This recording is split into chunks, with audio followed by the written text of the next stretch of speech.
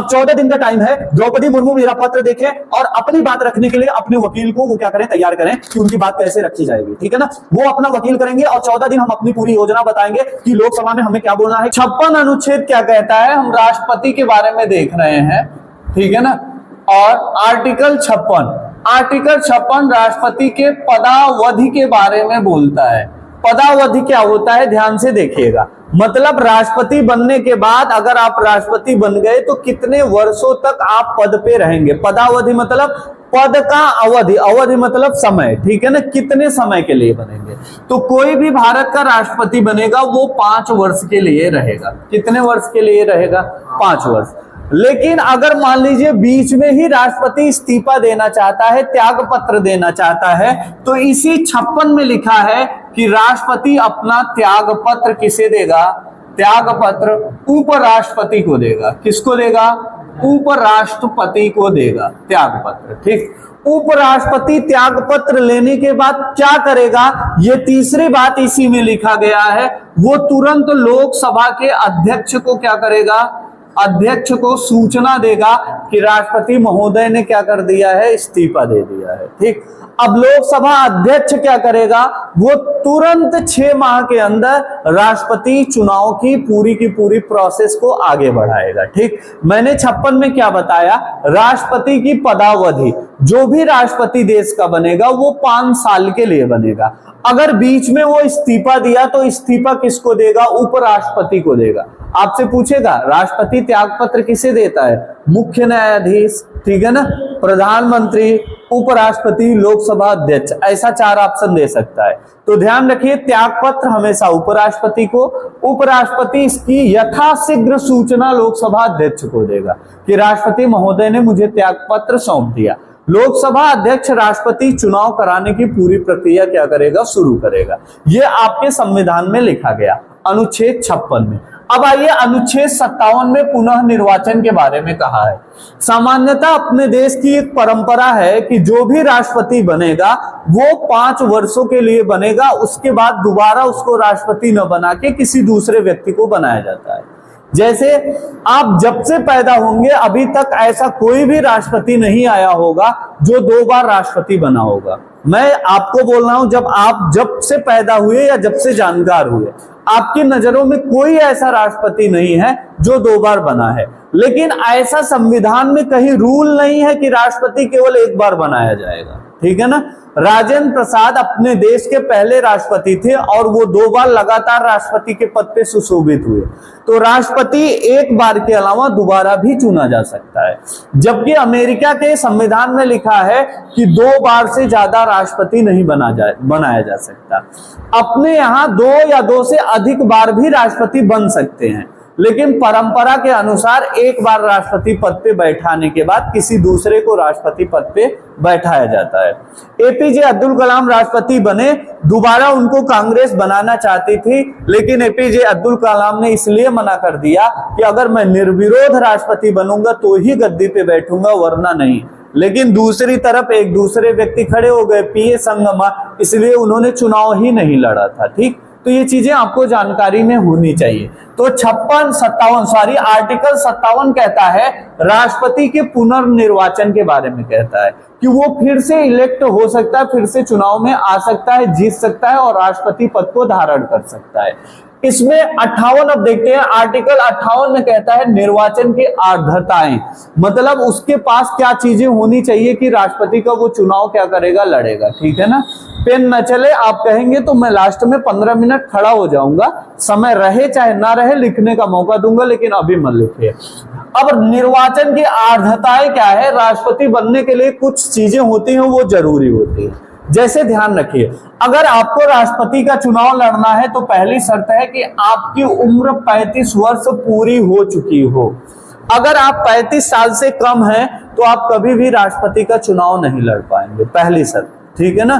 पहली बात कहा कि 35 वर्ष की उम्र पूरी होनी चाहिए। दूसरी चीज इसमें कहा गया कि जो भी राष्ट्रपति का चुनाव लड़ेगा वो लोकसभा का सदस्य बनने की योग्यता रखता हो। लोकसभा का सदस्य मतलब जो सांसद का चुनाव होता है और जो प्रत्याशी लड़े जाते हैं उनकी जो योग्यताएं होती हैं वो सारी योग्यता राष्ट्रपति चुनाव में लड़ने वाले व्यक्ति के अंदर होनी चाहिए। पहली चीज ये ध्यान रखिए। मैंने यहां लोकसभा शब्द लिखा, राज्यसभा नहीं लिखा हूं। आपसे यही पूछेगा राष्ट्रपति बनने के लिए प्रमुख आर्हताएं हैं, उसमें लिखेगा लोकसभा सदस्य बनने की जो है योग्यता होनी चाहिए, राज्यसभा सदस्य बनने की योग्यता होनी चाहिए, विधानसभा सदस्य बनने की योग्यता होनी चाहिए या विधान परिषद। 4 ऑप्शन देगा, आपकी बुद्धि खप्त हो जाएगी और आप कुछ नहीं कर पाएंगे जब तक बारीकी से नजर नहीं डालेंगे। मैंने कहा लोकसभा सदस्य मतलब जहां पे जनता के द्वारा डायरेक्ट प्रतिनिधि जाते हैं, उनकी जो योग्यता हो उस योग्यता को राष्ट्रपति पे पद पे लड़ने वाले के अंदर वो योग्यताएं होनी चाहिए। दूसरी बात, तीसरी चीज कहा कि वह भारत का नागरिक होना चाहिए। ठीक है ना, भारत का नागरिक। अब भारत की नागरिकता 5 प्रकार से ली जा सकती है, जैसे देशीकरण के आधार से, जन्म के आधार पे, और भारत में आए हुए व्यक्ति जो विदेशों से आए हुए हैं उनके आधार पे। अब कोई भी विदेशी व्यक्ति अगर चाहे कि मैं भारत की नागरिकता ले लूं तो वो भारत की नागरिकता ले सकता है। कुछ शर्तें हैं, भारत में आए, 10 साल रहे, भारत में भारत की नागरिकता लेने के लिए वो क्या करे, फॉर्म डाले। फॉर्म डालने के अलावा भारत के संविधान में जितनी भी भाषाएं हैं 22 भाषाएं, 22 भाषाओं में से किसी एक भाषा का वो ज्ञाता होना चाहिए। ठीक, मतलब एक भाषा उसे बोलना, लिखना, समझना आना चाहिए। अगर कोई विदेशी आया, 10 साल रहा और भारत की नागरिकता लिया तो क्या देश का राष्ट्रपति बन सकता है क्या? ऐसा नहीं है। वो भारत का नागरिकता उसके पास होनी चाहिए, लेकिन नागरिकता में भी वैल्यू उसे दिया जाता है जो जन्म के आधार पे नागरिकता हो, मतलब इसी देश में जो पैदा हुआ हो। ठीक है ना, उसको थोड़ा सा वैल्यू दी जाती है। बाकी लोगों को वैल्यू देने के लिए एक बार उस पर पूरी बारीकी नजर रखा जाता है। कहीं ऐसा कुछ तो नहीं कि विदेश से आया, षड्यंत्र रचा और राष्ट्रपति शासन की शक्तियों का प्रयोग करके पूरे सरकार को बर्खास्त करके अपने ऊपर पूरा का पूरा कानून लेके इस देश को अपने देश में मिला ले, यानी जिस देश का वो नागरिक हो, ऐसा न कर सके। इसलिए उसकी बारीकी से जांच की जाती है। तो वो भारत का नागरिक नहीं, भारत का नागरिक होना चाहिए। ठीक है ना, ये बातें लिखी गई है। इसके बाद एक शर्त और लिखा गया है, वो किसी लाभ के पद पे ना हो। लाभ के पद पे ना हो, ये बहुत विवादित शब्द है, इसको ध्यान से समझिएगा। लाभ का पद, लाभ का पद क्या होता है? जैसे मान लीजिए आपने पढ़ाई किया और पढ़ाई करने के बाद आप भारत सरकार के किसी भी प्रशासनिक जॉब में या सरकारी नौकरी में आपको मिली, आप टीचर बन गए या रेलवे में सेलेक्ट हुए या एसएससी के थ्रू किसी भी वैकेंसी को ले लिए, ज्वाइनिंग आपकी हो गई और कुल मिला के आप गवर्नमेंट सर्विस में आ चुके, सरकारी नौकरी पा चुके हैं। अब आपके मन में एक लालच आया। लालच क्या आया कि मैं विधायक का चुनाव लड़ूं। 1 मिनट के लिए आप डीएम बन गए या एसडीएम, अब पूरा जिला आपके पीछे पीछे डीएम साहब आए हैं भैया, मतलब आपकी फोर्स जहां जा रही है, आपके अंगरक्षक जहां जा रहे हैं, गांव गांव टूट पड़ रहा है आपको देखने के लिए। बेवजह जो जानता नहीं वो भी पैर छूने के लिए आ रहा है। ठीक, छोटे छोटे युवा बच्चे वो चाह रहे हैं कि किसी तरीके से एक सेल्फी ले लूं, तो आपके मन में ये फीलिंग आएगा कि मैं चुनाव लड़ूं तो विधायक बन जाऊंगा इस क्षेत्र का, क्योंकि बहुत काम किया हूं, जनता के बीच डीएम भी जाता है। ठीक है ना, एक एक योजना लेके। ये अलग बात है कि आजकल के डीएम 10 आते हैं चले जाते हैं, लेकिन हम और आप उनका चेहरा तक नहीं देख पाते, क्योंकि वो एसी के अलावा बाहर वो निकलते नहीं। बाहर निकलेंगे तो वो नमक के बने होते हैं, गल जाते हैं। ठीक है ना, तो ये चीजें आपको पता होनी चाहिए। डीएम बनने के बाद आपकी बॉडी पूरी नमक की हो जाती है, जरा सा धूप लगा, थोड़ा सा पानी पड़ा नहीं कि आप गल के पिघल जाएंगे, मोम बन जाते हैं। ठीक, तो ऐसे, लेकिन मान लीजिए कोई ऐसा वीर बहादुर पैदा हो गया कि वो मोम और नमक की क्वालिटी नहीं लिया और जनता के बीच में जाके हर एक योजनाओं, हर एक चीजों का निरीक्षण कर रहा है। उसके मन में आया कि मैं अगर विधायक या सांसदी का चुनाव लड़ूं तो मैं जीत सकता हूं। अब उसको ये चुनाव लड़ने के लिए पहले डीएम के पद से इस्तीफा देना पड़ेगा। डिस्ट्रिक्ट मजिस्ट्रेट पद से आपने इस्तीफा दिया, अब आप चुनाव लड़ेंगे और पता चला चुनाव में हार गए। चुनाव हारे, अब जाइए घर बैठिए, कोई पूछने वाला नहीं होगा आपको। क्यों? क्योंकि अब दोबारा आप ज्वाइनिंग नहीं ले सकते, आप इस्तीफा ले लिए हैं, सरकार जान गई है। और सरकार जानते हो, आप पता चला बीजेपी की तरफ से चुनाव लड़े थे, सपा सरकार आ गई, जीवन में आपकी नियुक्ति नहीं होगी। ठीक है ना, अब डिग्री लेके टहलते रहिए। तो ये हुआ कि आप किसी लाभ के पद, लाभ का पद मतलब सरकारी सर्विस नहीं होनी चाहिए।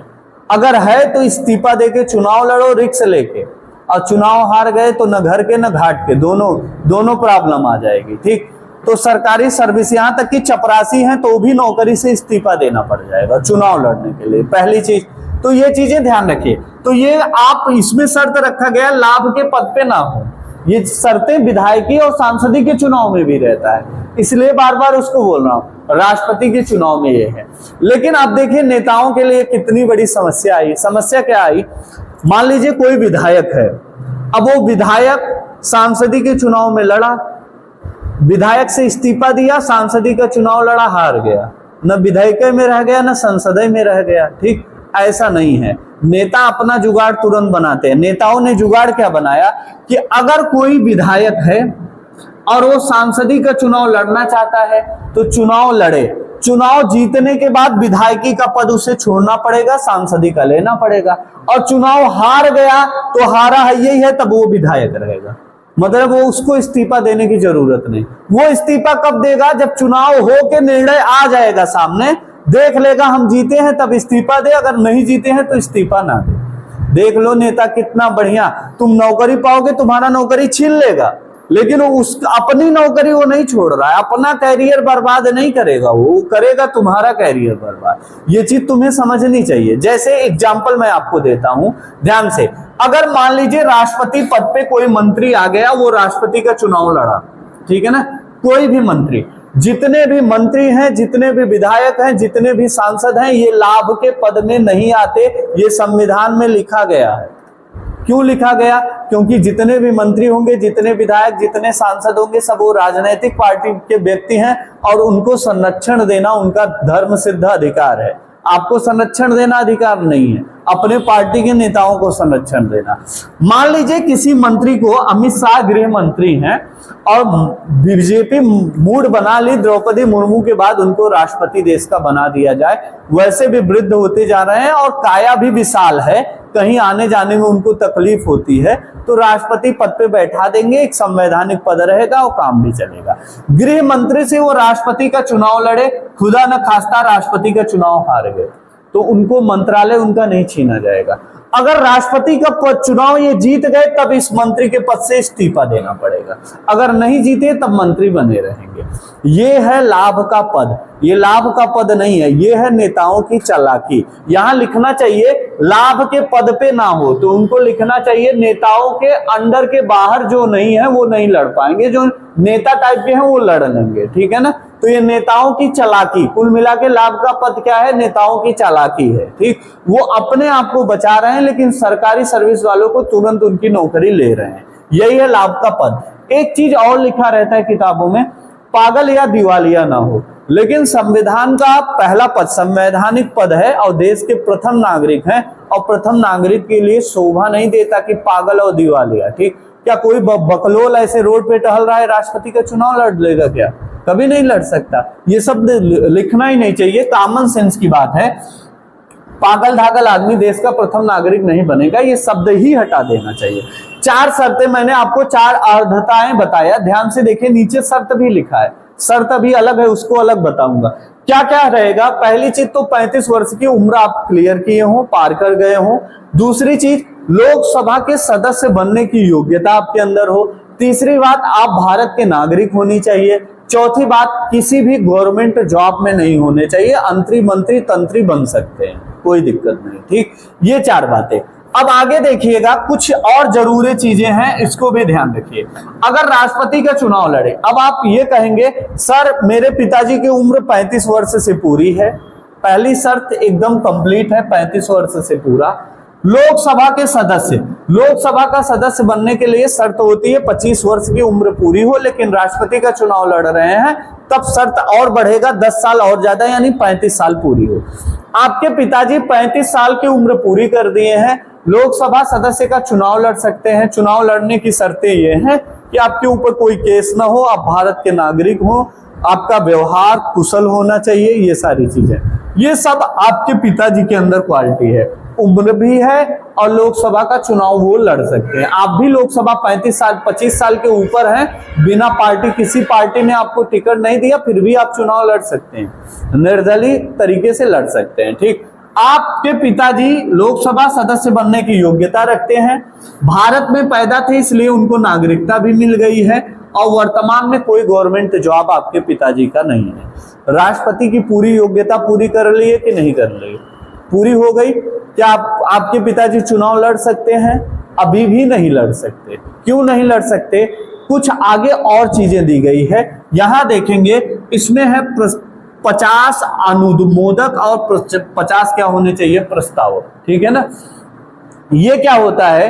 राष्ट्रपति चुनाव लड़ने से पहले संसद के किसी सदन, लोकसभा या राज्यसभा से 50 लोगों का सिग्नेचर हो, 50 लोग ये सिग्नेचर करके दें। कहां के? सांसद लोग। अब जो 50 सांसद जिसके नाम के नीचे सिग्नेचर कर रहा है वो मामूली हस्ती नहीं, बहुत बड़ी हस्ती होगी। ठीक है ना। तो 50 सांसद लिख के दें कि मैं चाहता हूं कि राष्ट्रपति पद के प्रत्याशी फला व्यक्ति यानी आपके पिताजी हूं। 50 लोग सिग्नेचर करें और 50 लोग वहां जब आप नामकरण दर्ज करने जाएंगे तो वहां पे 50 लोग खड़े हों आपके पीछे, ये कहने के लिए कि मैं इनके साथ हूं, इनको चुनाव लड़ने दिया जाए। तभी आप फॉर्म भर सकते हैं, वरना आप राष्ट्रपति के चुनाव में पर्चा भी दाखिल नहीं कर पाएंगे। अगर ऐसा होता तब तो भले हार जाते, कौन सा परिचय है? हार जाएंगे, कम से कम अपने गाड़ी में लिखने में मजा आएगा। राष्ट्रपति पद के लिए जो है राष्ट्रपति पद का प्रत्याशी, और फेसबुक में लिखने में मजा आएगा भावी राष्ट्रपति। ठीक है। अगर केवल इतनी योग्यताएं रखे होते तो देश का लगभग राष्ट्रपति के चुनाव में नहीं कुछ तो 1-2 लाख लोग खड़े होते तब चुनाव में, और फेसबुक पे रोज छापते राष्ट्रपति पद के प्रत्याशी, गाड़ी में लिखते राष्ट्रपति पद के प्रत्याशी, भौकाल बनाने के लिए।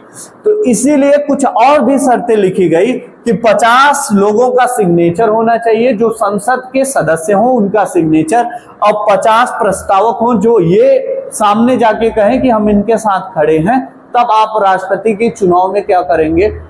आप अपना दाखिला पेपर दाखिल करके आप एक प्रत्याशी माने जाएंगे। ठीक, ये बातें। इसके बाद ध्यान से देखिएगा, जब आप जैसे ही पर्चा दाखिल करेंगे राष्ट्रपति चुनाव का, तुरंत आपसे 15,000 रुपए लिया जाएगा। 15,000 रुपए क्यों लिया जाएगा, इस बात को ध्यान से समझिएगा। ये 15,000 इसलिए लिया जाता है कि अगर चुनाव में आप 1/6, कितना है? 1/6, 1/6 वोट नहीं पाते हैं तो आपका 15,000 रुपए जब्त कर लेगा। कौन? RBI, reserve bank of India 15,000 जमा करता है। ऐसे प्रधानी के चुनाव में भी जमा होता है। ये जमा क्यों होता है?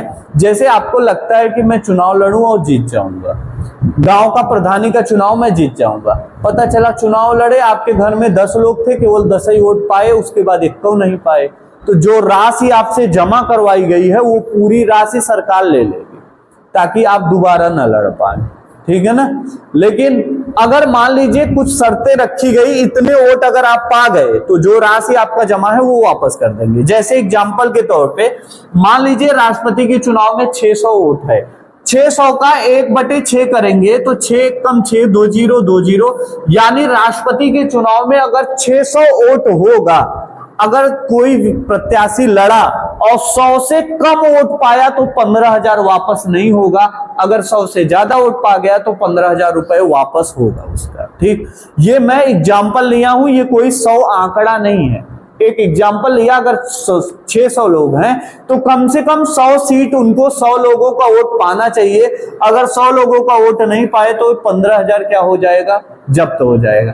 अब आप कहेंगे सर अगर 50 प्रस्तावक और 50 समर्थक हैं तो वो 100 वोट हो जाएगा। तो ये मैंने एग्जाम्पल लिया है, इतना ही वोट नहीं होता और भी वोट होता है। समझ में आया? पहली चीज। दूसरी चीज, इसमें भी चुड़के टाइप के लोग होते हैं, हाथ उठा दिए हम आपके साथ है, जरूरी नहीं है कि वोट तुमको देंगे, किसी दूसरे को दे दिए। ठीक है ना। तो ऐसा भी होता है, तो ये भी ध्यान रखिएगा। ठीक है ना। तो प्रस्ताव 50 अनुमोदक और 50 क्या होंगे? प्रस्तावक। ठीक है ना। हाँ, खुश रहो। देखिएगा, ये बात ध्यान में रखना है आपको। अब 59 आर्टिकल 59 क्या कहता है? 59 राष्ट्रपति के लिए कुछ शर्तें देता है, ये शर्तें आपको ध्यान देना है। ठीक है ना। पहली चीज अभी जो बताएं, ये राष्ट्रपति चुनाव लड़ने के लिए ये चीज होनी चाहिए। ठीक, अब आपने चुनाव लड़ा और चुनाव आप जीत गए, जीतने के बाद भी कुछ शर्त होता है, उसको ध्यान रखिए। जीतने के बाद जो शर्तें होगा वो लोकसभा और राज्यसभा इसका मेंबर नहीं होना चाहिए। आप चुनाव अगर जीत गए तो आप न तो राज्यसभा के सदस्य होने चाहिए, न लोकसभा यानी न सांसद होने चाहिए, न राज्यसभा के सदस्य। ये दो जगह आप इसके नहीं। जैसे मान लीजिए एग्जाम्पल के तौर पे नरेंद्र मोदी ने बनारस से चुनाव लड़े, जीत गए, और प्रधानमंत्री किसी दूसरे को बनाया गया, ये राष्ट्रपति का चुनाव लड़े और राष्ट्रपति का चुनाव जीत गए। चुनाव जीतते ही नरेंद्र मोदी को बनारस वाली सीट तुरंत खाली करनी पड़ेगी। क्यों? क्योंकि शर्त यह है कि जैसे ही लोकसभा और राज्यसभा, अगर आप राष्ट्रपति बन गए, इसके आप सदस्य हैं, तो इस सदस्य के पद से इस्तीफा देना पड़ेगा। अगर चुनाव आप नहीं जीते हैं तो यहां बने रहेंगे, कोई फर्क नहीं पड़ता। तो आप राष्ट्रपति बनने के बाद पहली शर्त कि आप लोकसभा और राज्यसभा के सदस्य नहीं होंगे, अब आप पूरे देश के हो गए, ठीक, किसी एक पार्टी के नहीं है, इसलिए यहां से इस्तीफा देना पड़ेगा। दूसरी चीज, आपको जो वेतन दिया जाएगा, ध्यान से देखिएगा, जो आपको वेतन दिया जाएगा वो वेतन कौन तय करेगा? संसद। संसद जितना कहेगी उतना वेतन आपको दिया जाएगा। और वर्तमान में राष्ट्रपति का वेतन कितना है आप जानते हैं? 5 लाख रुपए राष्ट्रपति का वेतन है। कितना है?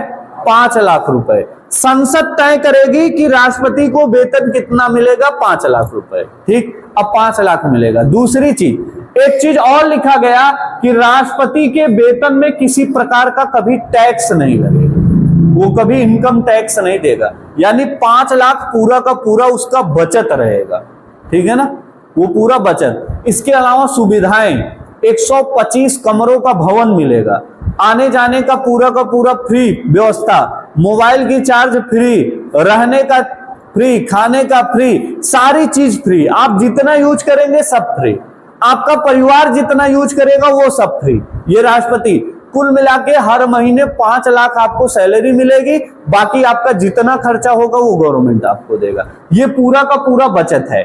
और दूसरी बात, मैंने बताया है सरकार के ऊपर ये पूरा का पूरा अधिकार होता है। विपरीत कंडीशन जैसे कोरोना काल आया तो सरकार ने सरकारी सर्विस वालों का कुछ न कुछ पैसे क्या किए थे, कुछ परसेंटेज में सैलरी कम कर दिए थे, काट दिए थे। काटे थे कि नहीं? लेकिन कभी भी देश में कितनी बड़ी विपदा आ जाए, लेकिन राष्ट्रपति का 1 रुपए कोई कम नहीं कर सकता, सरकार काट नहीं सकती। 5 लाख से वो 4,99,999 नहीं कर सकती। क्यों नहीं कर सकती? क्योंकि ये लिखा गया है टैक्स फ्री होगा और सरकार को अधिकार नहीं है कि राष्ट्रपति का वेतन किसी भी कंडीशन में कम कर सके। हाँ, ये अलग बात है कि राष्ट्रपति अपने स्वेच्छा से वो 5 लाख रुपए सरकार को दान दे दें, वो अलग की चीज है, लेकिन सरकार उसको ले नहीं सकती, उसको कम नहीं कर सकती। ये पावर है राष्ट्रपति का, ठीक है ना। तो ये आर्टिकल 59 में लिखा गया है राष्ट्रपति की शर्तें। दूसरी बात, और भी शर्तें हैं, ध्यान से। जैसे आप राष्ट्रपति बन गए, ठीक है ना, राष्ट्रपति बनने के बाद अगर आप राष्ट्रपति पद से हट जाते हैं, मान लीजिए 5 साल आपका पूरा हुआ, राष्ट्रपति पद से हट गए, तो आप किसी भी सरकारी जगह आप काम नहीं कर सकते, किसी भी कंपनी में काम नहीं कर सकते। क्यों? क्योंकि भारत के आप संवैधानिक पद पे सुशोभित हुए हैं, ठीक है ना, देश की बेइज्जती होगी, ठीक है ना। अगर आप राष्ट्रपति बन गए और राष्ट्रपति बनने के बाद आप पता चला 2, 4, 10 साल के बाद कोई सरकारी वकील बने हैं, किसी प्रधानमंत्री के सलाहकार बन गए या किसी मंत्री के सलाहकार बन गए, तो ये बेइज्जती वाली बात है। एक वक्त था कि देश के प्रथम नागरिक थे और आज इतना कंडीशन खराब हो गई कि आप एक छोटे से मंत्री के सलाहकार आपको बनाना पड़ रहा है। इसलिए राष्ट्रपति को ये इजाजत दी गई है कि राष्ट्रपति पद पे सुशोभित होने के बाद न कभी आप किसी पार्टी को ज्वाइन करेंगे और न कभी भी आप किसी गवर्नमेंट लेवल के किसी भी कार्य में सम्मिलित होंगे। मतलब आप सरकारी नौकरी भी नहीं कर सकते, कहीं किसी के सलाहकार नहीं बन सकते, बस आप ऑफिस में बैठिए, आपको पेंशन उनसन मिलता रहेगा, जो जरूरत सब सरकार आपको देगी, लेकिन आपको किसी के अंडर में काम नहीं करना, क्योंकि आप देश के सबसे बड़े नागरिक के पद पे सुशोभित हो चुके हैं। ये सारे नियम होते हैं। और यहाँ बहुत सारे गांव के लोग होते हैं, सरकारी नौकरी करने के बाद मैं देखा हूँ आने के बाद प्राइवेटो नौकरी शुरू कर देते हैं, 60 साल के बाद नौकरी कर रहे हैं, ठीक। एक हमारे रेलवे के कर्मचारी थे, वो रिटायर थे, मैंने उनसे पूछा तो बताया मैं रेलवे में रिटायर व्यक्ति हूं और वो मजदूरी कर रहे थे, ठीक। मुझे लगा यार देखो बुजुर्गों में कितनी बड़ी वो होती है कि अपने परिवार के लिए क्या करें, सरकारी नौकरी करने के बाद मजदूरी वो कर रहा है, स्वेच्छा से कर रहा है, खुश होके कर रहा है, वो उसकी उम्र मजदूरी करने के लिए नहीं है, लेकिन फिर भी परिवार तरक्की कर सके इसलिए वो रिटायर हो गया, उम्र नहीं है, सरकार बैठ के पैसा दे रही, फिर भी वो मजदूरी कर रहा है। ठीक ऐसे राष्ट्रपति नहीं कर सकता कि चला अब रिटायर हो गया है तो किसी के सलाहकार बन जाते हैं ना, ऐसा नहीं करना। ये सब शर्तें होती हैं राष्ट्रपति पद के लिए, ये आपको फॉलो करना पड़ेगा राष्ट्रपति बनने के बाद। इसके पहले राष्ट्रपति बनने के लिए क्या चीजें होती हैं वो चीज लिखा गया है। ठीक, आगे कहता है राष्ट्रपति का शपथ, आर्टिकल 60 में। अभी मैं आपको बताऊंगा अनुसूची 3, अनुसूची 3 में पदाधिकारियों की शपथ की बात कही गई है। ये अभी मैं अनुसूची जब आपको पढ़ाऊंगा तब उसमें पता चलेगा। अनुसूची 3 में लिखा गया है कि संविधान के संवैधानिक प्रमुखों के बारे में, उनके शपथ के बारे में लिखा गया है, लेकिन अनुसूची 3 के तहत राष्ट्रपति शपथ नहीं देता, इसको याद कर लो। जिसके लिए विशेष आर्टिकल लिख दिया राष्ट्रपति का शपथ, आर्टिकल 60 में क्या है, राष्ट्रपति का शपथ है। अगर शपथ आ गया तो ये अनुसूची 3 के तहत शपथ नहीं देता। क्वेश्चन कैसे पूछेगा कि निम्नलिखित में से कौन सा ऐसा पद है जो अनुसूची 3 के तहत शपथ नहीं लेता। अब उसमें 3 व्यक्तियों का नाम ऐसा दे दिया जो अनुसूची 3 के तहत शपथ लेते हैं, बाकी एक चौथा ऑप्शन राष्ट्रपति दे दिया। राष्ट्रपति अनुसूची 3 के तहत कभी भी शपथ नहीं लेता, उसके शपथ के लिए क्या है, विशेष प्रावधान है, ये ध्यान रखिए। अब राष्ट्रपति को शपथ दिलाएगा कौन, इस बात पे चर्चा की जाए।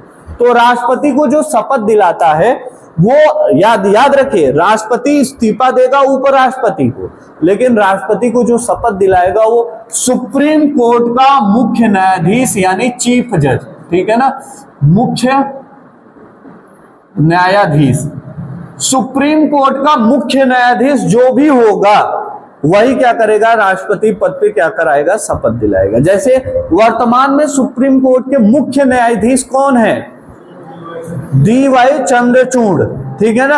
अगर इस समय राष्ट्रपति पद का कोई शपथ लेगा तो शपथ जो दिलाएगा, जो कसम खिलाएगा वो कौन होगा, वो व्यक्ति होगा DY चंद्रचूड़ यानी सुप्रीम कोर्ट के मुख्य न्यायाधीश। 1 मिनट के लिए सुप्रीम कोर्ट के मुख्य न्यायाधीश की उपस्थिति है वो नहीं है, सुप्रीम कोर्ट के मुख्य न्यायाधीश अनुपस्थित हैं, वो है ही नहीं, तब कौन शपथ दिलाएगा, ऐसा क्वेश्चन आपसे पूछ लेगा। तो सुप्रीम कोर्ट का जो वरिष्ठतम मतलब जो सबसे ज्यादा अनुभवी जज है वो क्या करेगा, शपथ दिलाएगा। बात क्लियर हुई। शपथ 3री अनुसूची के तहत राष्ट्रपति नहीं लेता, पहली बात। आर्टिकल 60 में राष्ट्रपति के शपथ का जिक्र किया गया है, ये दूसरी बात। तीसरी बात मैंने आपको बताया कि इसको शपथ दिलाएगा सुप्रीम कोर्ट के मुख्य न्यायाधीश, इसको मतलब राष्ट्रपति को, ठीक है ना, राष्ट्रपति जी को। इसका उसको का की के नानी ने कुछ भी निकला, सम्मानजनक शब्द नहीं है तो क्षमा चाहता हूं, हो सकता है मेरे स्वभाव में हो, लेकिन मेरे हृदय में राष्ट्रपति पद के लिए इसका उसको नहीं आता। मैं कभी कभी अपना वीडियो जब रिवाइज करके देखता हूं तो मुझे कहीं कहीं तकलीफ होती है, जैसे क्रांतिकारियों को इसे उसे उसका ऐसा शब्द प्रयोग नहीं होना चाहिए, लेकिन स्वभाव में है मैं बोल देता हूं। लेकिन आप तो समझदार हैं तो आपको ये चीजें समझनी चाहिए, ठीक है। तो राष्ट्रपति जी को शपथ कौन दिलाएगा, चीफ जज यानी सुप्रीम कोर्ट के मुख्य न्यायाधीश। अगर उनकी अनुपस्थिति है, वो नहीं है, तो उसका जो वरिष्ठतम न्यायाधीश होगा वो क्या कराएगा, राष्ट्रपति को क्या कराएगा, शपथ दिलाएगा। ये बात ध्यान रखना। ये अनुच्छेद 60 में है। अनुच्छेद 61 महाभियोग, अनुच्छेद 61 में क्या है, महाभियोग। अब आइए इसके बारे में अच्छे से समझ लीजिए, ठीक है ना। 61 क्या कहता है, 61 राष्ट्रपति का महाभियोग। देखिए ध्यान से देखिएगा, महाभियोग शब्द केवल राष्ट्रपति के लिए प्रयोग किया गया है संविधान में। बाकी महाभियोग जैसे ही प्रक्रिया, जैसे राष्ट्रपति हटेगा इसी तरीके से सुप्रीम कोर्ट या हाई कोर्ट के जज को भी हटाया जाता है। अगर जैसे हमें राष्ट्रपति को पद से हटाना पड़े तो जो प्रक्रिया राष्ट्रपति के लिए करेंगे सेम वही प्रक्रिया सुप्रीम कोर्ट के जज और हाई कोर्ट के जज को हटाने के लिए किया जाता है, ठीक है ना। वही प्रक्रिया उपराष्ट्रपति पद से हटाने के लिए किया जाता है, लेकिन महाभियोग शब्द का प्रयोग केवल और केवल राष्ट्रपति के लिए किया गया, ये बात ध्यान रखिएगा। ठीक, प्रक्रिया सेम है लेकिन शब्द का प्रयोग केवल राष्ट्रपति के लिए किया, ये ध्यान रखिए। आपसे ये क्वेश्चन पूछा गया है कि महाभियोग प्रक्रिया से किसे हटाया जाता है। ऑप्शन दे दिया सुप्रीम कोर्ट के जज, हाई कोर्ट के जज, तीसरा दे दिया राष्ट्रपति और चौथा दे दिया उपरोक्त सभी। तो आपको लगेगा सभी, क्योंकि प्रक्रियाएं सेम हैं तो आपको सभी लगेगा, लेकिन आंसर होगा राष्ट्रपति। अगर महाभियोग शब्द दिया तो केवल राष्ट्रपति को टिक करना, बाकी प्रक्रिया सेम है इन तीनों के लिए, ये ध्यान रखिए। अब महाभियोग शब्द का मतलब क्या होता है, इसका एक शाब्दिक मतलब है कि संविधान के जो पद पे राष्ट्रपति है उन राष्ट्रपति को हटाने के लिए जो प्रक्रिया होगी उस प्रक्रिया का नाम क्या होगा, महाभियोग। ठीक है ना, रिमूव फ्रॉम सर्विस, यानी जिस पद पे है उसको हटाने की जो प्रक्रिया होगी, राष्ट्रपति को हटाने की प्रक्रिया को महाभियोग कहा जाता है। अब राष्ट्रपति हटेगा कैसे, तुम राष्ट्रपति बन गए हो, अब तुम्हें हटाना है तो मैं हटाऊंगा कैसे, उसको ध्यान से समझिए। पहली चीज ध्यान से देखिएगा कि राष्ट्रपति को हटाने के लिए 2 4 6 बातें लिखी गई है, सब पे बारीकी नजर रखना। 14 दिन पहले मैं राष्ट्रपति को बता दूंगा, क्या बताऊंगा, कि आपको हटाने की प्रक्रिया मैं शुरू करने वाला हूं। कहां, लोकसभा या राज्यसभा। दूसरी बात, लोकसभा या राज्यसभा। अब ध्यान से समझिए, 2 चीजें और दोनों में गहराई। 14 दिन पहले राष्ट्रपति को सूचना दिया जाता है कि आपको हटाया जाएगा आपके पद से। क्यों सूचना दी जाती है, ताकि राष्ट्रपति भी, अब जो भी आरोप लगेगा, पहले आप आरोप बताएंगे, किस आरोप केवल एक होता है, संविधान पे अधिक्रमण। अगर कोई राष्ट्रपति संविधान पे पूरी कब्जा करना चाहता है, संविधान को पूरे अपने कब्जे में लेना चाहता है, तभी उसको पद से हटाया जा सकता है। ठीक है ना, ये बात ध्यान रखिए। तो ये जो ये जो 14 दिन है, ये 14 दिन में राष्ट्रपति ने कहां पर संविधान पे कब्जा किया वो चीजें लिखी रहेगी। अब राष्ट्रपति अपनी बात रखने के लिए अपना वकील करेगा कि मैंने अधिक्रमण नहीं किया, उसका पक्ष वकील रखेगा। तो राष्ट्रपति को जो 14 दिन पहले सूचना मिलती है, वो सूचना इसीलिए दी जाती है ताकि 14 दिन बाद जैसे ही लोकसभा या राज्यसभा, में दोनों सदन का नाम ले रहा हूं, राष्ट्रपति को हटाने के लिए लोकसभा से भी शुरुआत हो सकती है, राज्यसभा से भी शुरुआत होगी। चाहे आप लोकसभा के सदस्य हैं, चाहे राज्यसभा के सदस्य हैं, दोनों लोग क्या कर सकते हैं, इसकी शुरुआत करेंगे। ठीक है ना, चाहे राज्यसभा में शुरू कर दीजिए, चाहे लोकसभा, कहीं भी शुरू हो सकता है। राष्ट्रपति को पे महाभियोग की प्रक्रिया, यानी राष्ट्रपति को हटाने की प्रक्रिया लोकसभा से भी शुरू हो सकता है, राज्यसभा। ये क्वेश्चन पूछा है, क्यों पूछता है, क्योंकि योग्यताएं में लिखा है कि राष्ट्रपति बनने के लिए लोकसभा का सदस्य होना अनिवार्य है। ठीक है ना, लोकसभा का सदस्य होना अनिवार्य नहीं है, लोकसभा के सदस्य होने की योग्यता अनिवार्य है। ठीक है ना, ये बात लिखी गई तो बच्चों के दिमाग में आएगा कि उसको हटाने की प्रक्रिया भी लोकसभा से शुरू होगा। ऐसा नहीं है, लोकसभा राज्यसभा दोनों जगह से शुरू किया जा सकता है। ठीक, अब देखिए, मान लीजिए मैं सांसद हूं, क्या हूं मैं, सांसद। मानने में क्या जाता है, मान लो ऐसा नहीं है कि मानने पे मैं स्कॉर्पियो खरीद लूंगा, टेंशन मत लेना, नहीं जलन होने लगेगी। ठीक है ना, मान लो सांसद हूं, अगर मैं सांसद बना और मैं द्रौपदी मुर्मू से संतुष्ट नहीं हूं और द्रौपदी मुर्मू को हटाना चाहता हूं, अर्थात महाभियोग लगाना चाहता हूं। ठीक, अब मैं क्या करूंगा, मेरी पूरी प्रोसेस, मैं सबसे पहले क्या करूंगा कि अपने लोकसभा के लोगों का 1/4, मतलब अगर 100 लोग लोकसभा में है तो 100 का 1/4 कितना होता है, 25 लोगों का ऐसे सिग्नेचर कराऊंगा, एक पत्र लूंगा। देखिए ध्यान से, मान लीजिए ये पत्र हुआ, इस पत्र में मैंने बताया कि राष्ट्रपति ने संविधान पे अधिक्रमण किया, इन पे महाभियोग की प्रक्रिया मैं शुरू करने वाला हूं। सारी व्यवस्था लिखने के बाद यहां अपना नाम लिख के सिग्नेचर किया। अब इसके नीचे लोकसभा के 1/4, यानी अगर 100 लोग होंगे तो 25 लोगों का सिग्नेचर इस पत्र में होना चाहिए। और मैं ये कागज किसको सौंपूंगा? द्रौपदी मुर्मू को दूंगा। द्रौपदी मुर्मू को जब दूंगा उसके 14 दिन बाद ही मैं लोकसभा के पटल पे रख सकता हूं, उसके पहले मैं नहीं रख सकता। अब 14 दिन का टाइम है, द्रौपदी मुर्मू मेरा पत्र देखें और अपनी बात रखने के लिए अपने वकील को वो क्या करें, तैयार करें कि उनकी बात कैसे रखी जाएगी, ठीक है ना। वो अपना वकील करेंगे और 14 दिन हम अपनी पूरी योजना बताएंगे कि लोकसभा में हमें क्या बोलना है, क्या क्या कमी दिखानी है और कैसे हटाना है, ठीक है ना, ये प्रक्रिया। अब जैसे ही लोकसभा के पटल पे मैंने ये प्रस्ताव रख दिया, मान लीजिए, मानना है, सब मानने पे चल रहा है, 1/4 ने सिग्नेचर कर दिया, ठीक, 1/4 का सिग्नेचर हो गया, राष्ट्रपति को 14 दिन पहले दिया था, आज 14 दिन खत्म हो चुका। जैसे ही 14 दिन खत्म होगा मैं लोकसभा के पटल पे रखूंगा और लोकसभा के पटल पे रखूंगा तो राज्यसभा के जितने लोग हैं वो जांच करेंगे।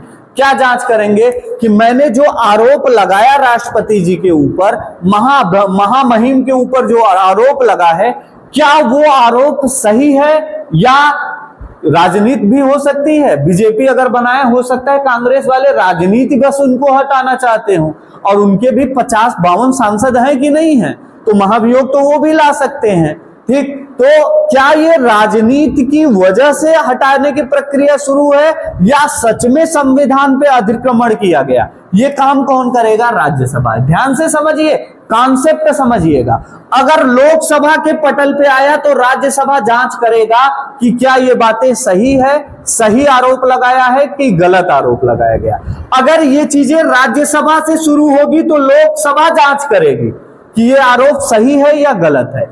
अगर यहां आया तो ये जांच करेगी, यहां आया तो लोकसभा जांच करेगी। ये बात क्लियर हुई? अब जांच होता रहेगा, यहां पे वोट होगा और वोट भी 2/3 बहुमत से पारित होना चाहिए। इतना आसान नहीं है कि राष्ट्रपति को उसके पद से हटा दो बेटा।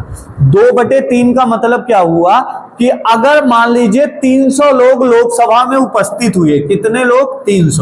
300 में से 200 आदमी ये कहें कि हाँ राष्ट्रपति को उनके पद से हटा देना चाहिए, तब बिल यहां पास होके आगे बढ़ेगा। अगर 200 से एक कम हो गए, 199 भी हो गए, तब भी पास नहीं होगा। अगर 300 लोग उपस्थित हैं तब की बात कर रहा हूं। अगर 300 लोग हैं तो कम से कम 200 लोगों का सिग्नेचर होना चाहिए कि हाँ ये बात सही है और इनको हटाना चाहिए, ठीक है ना। अगर 200 लोगों ने नहीं किया तो ऑलरेडी यहीं पे पास नहीं हुआ, आगे की बातें खत्म, तब राष्ट्रपति अपने पद पे बने रहेंगे। कहने का तात्पर्य लोकसभा में 2/3 से पास करेंगे। अब 2/3 से जैसे ही लोकसभा में पास हुआ, राज्यसभा तुरंत अपना जो जांच किया है वो जांच की रिपोर्ट पेश करेगा। क्या करेगा? अगर राज्यसभा ये कह दिया कि ये आरोप गलत है, क्या है?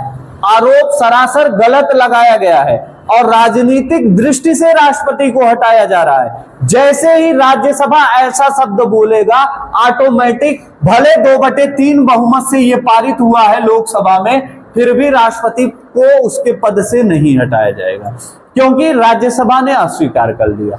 मान लीजिए राज्यसभा ने ऐसा लिख दिया कि नहीं, जो आरोप लगाया गया वो आरोप सच है और राष्ट्रपति ने संविधान के कानूनों का दुरुपयोग किया है। अगर ऐसा रिपोर्ट पेश किया तो तुरंत ये पूरा बिल राज्यसभा में पेश होगा।